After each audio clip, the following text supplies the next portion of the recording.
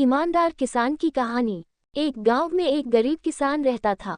वह बहुत ही ईमानदार और मेहनती आदमी था। वह अपने छोटे से खेत में काम करता और बहुत ही खुश रहता था। पूरे गांव में किसान की ईमानदारी के बहुत ही चर्चा थे। उसका एक दोस्त था जो उस गांव के राजा के यहाँ सिपाही का काम करता था।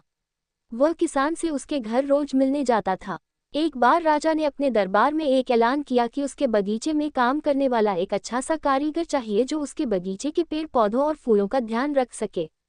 राजा का यह ऐलान सुनकर किसान के दोस्त सिपाही ने सोचा कि यही मौका है कि किसान से मित्रता निभाने की मैं उसे यहाँ बगीचे में काम पर लगवा दूंगा, उसका वह मेरा साथ भी रहेगा एवं किसान का भला भी हो जाएगा। ये सोचकर उसने राजा से कहा कि महाराज, मैं आपके लिए एक ऐसे आदमी को लेकर आऊंगा जो ये काम अच्छे से कर लेगा। सभी राजा ने उस सिपाही को आदेश दिया कि जाओ कल से ही बगीचे में काम करने के लिए कह दो।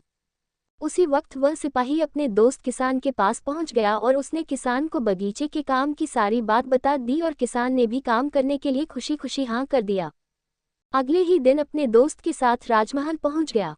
सिपाही उसे राजा के सामने लेकर गया और राजा ने उस किसान को बगीचे की पूरी देखभाल का काम सौंप दिया। राजा ने कहा, तुम अगर पूरी ईमानदारी के साथ काम करोगे तो तुम्हें 50 सोने की मुद्राएं हर महीने दूंगा।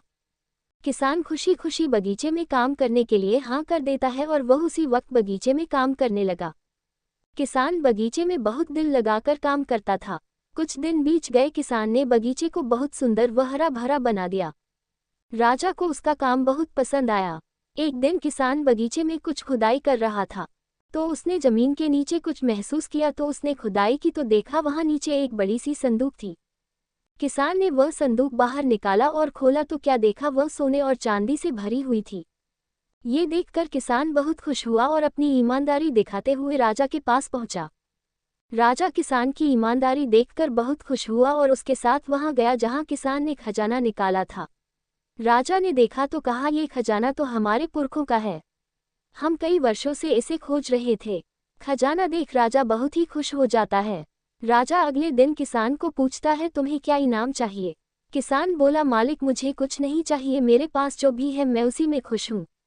राजा उसकी इतनी अच्छी बात सुनकर और खुश हो गया और उसने किसान को अपना मंत्री बनाने का फैसला किया। किसान ने राजा की बात मान ली और मंत्री बन गया।